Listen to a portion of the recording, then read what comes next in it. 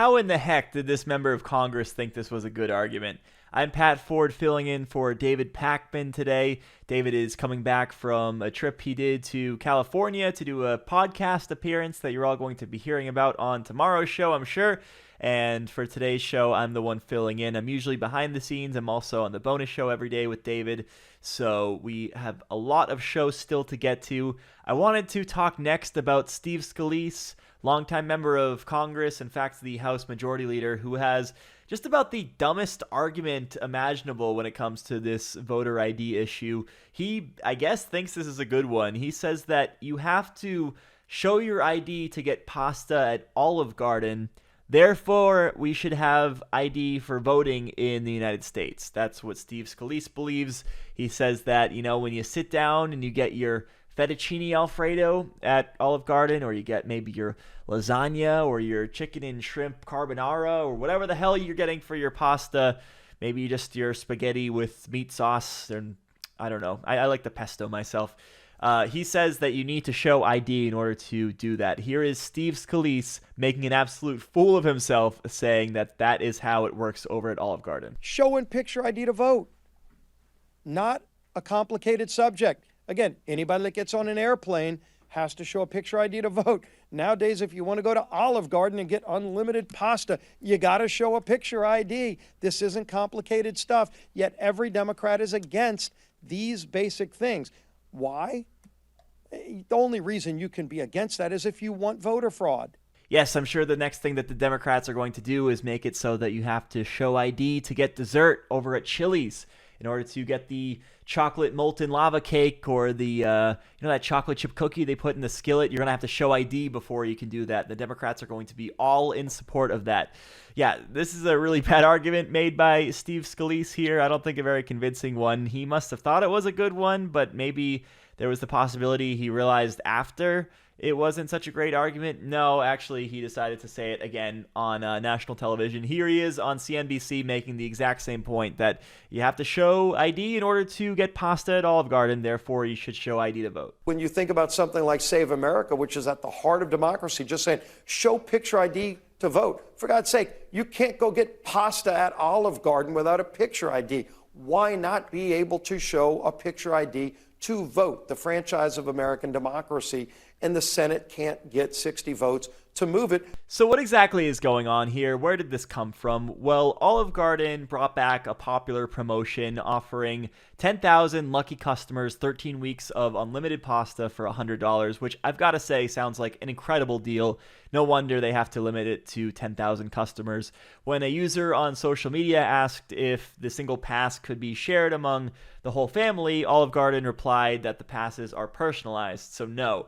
They're non-transferable passes. The pass holders must also show a valid ID along with the pass in order to show that it's you who is the owner of the pass. So this is not just like a standard dining thing where you show up and you want to get your chicken parm and they say, "Where's your ID, sir?" as if you were buying like a Manhattan cocktail.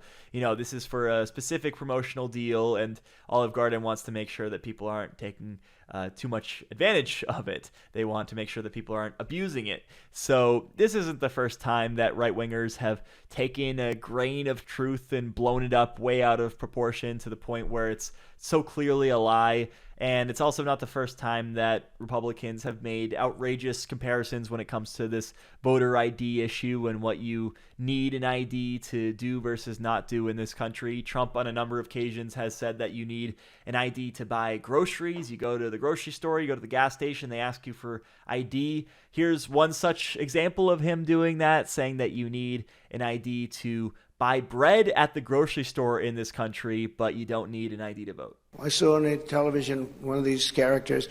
There shouldn't be voter ID. Now you have voter ID to buy a loaf of bread. You have ID to buy a loaf of bread. You have everything. You have pictures. When they had. So right-wingers love to make these arguments about how you need an ID to do everything in this country. You need an ID to drive, to buy alcohol, to get on a plane, to even get bread at the grocery store, according to Trump, and to buy pasta at Olive Garden, according to Steve Scalise. But what they don't tell you is that those things, whether they be driving a car or buying pasta at Olive Garden, are privileges. They're not rights. They're not rights that the government is duty bound to not infringe upon.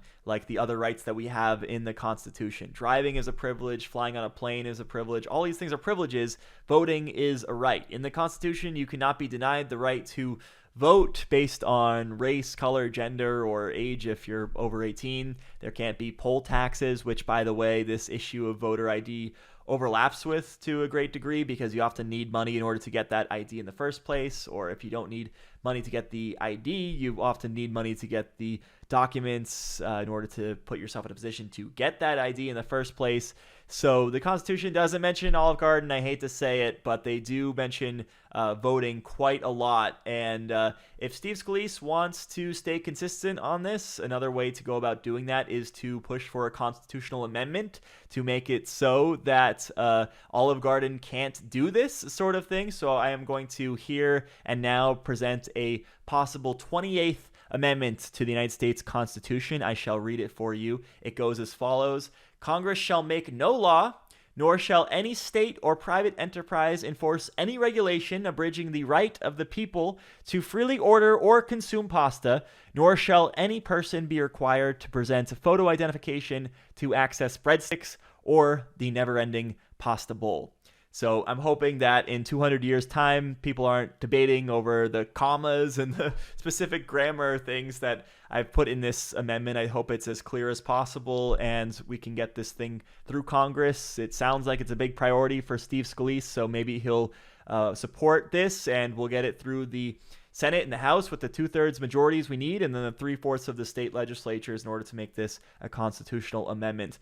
Little bonus clip for you all. Here is Steve Scalise calling Democrats communists, which is what Republicans always do. I was going to, say, well, this is what Republicans do when their backs are up against the wall, when they know that they're going to lose in the upcoming elections, but really is what they just always do, whether they're winning or losing. Let's take a look at Steve Scalise talking about how communism is on the ballot this November. The Bolshevik takeover of the Democrat Party is in full swing. And communism is on the ballot this November against freedom. Make no mistake about that. The lines have never been more clear in an election.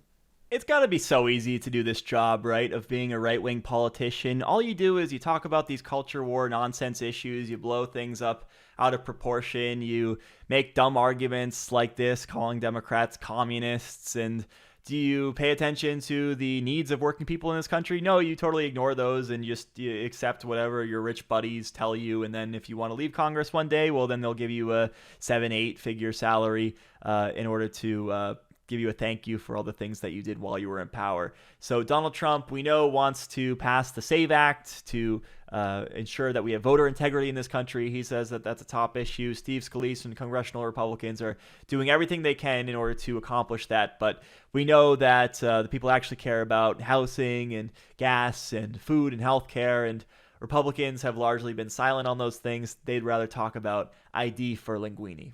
If you get scam calls, texts, or emails, people just trying to sell you stuff or sending you sketchy messages, this isn't happening by accident, because your name, phone number, email, home address, relatives, job history can just be sitting there in a public database, and then marketers can get access to it, scammers, different companies, and then they target you. What our sponsor Incogni does is just get rid of all that information from the corners of the internet where scammers get it.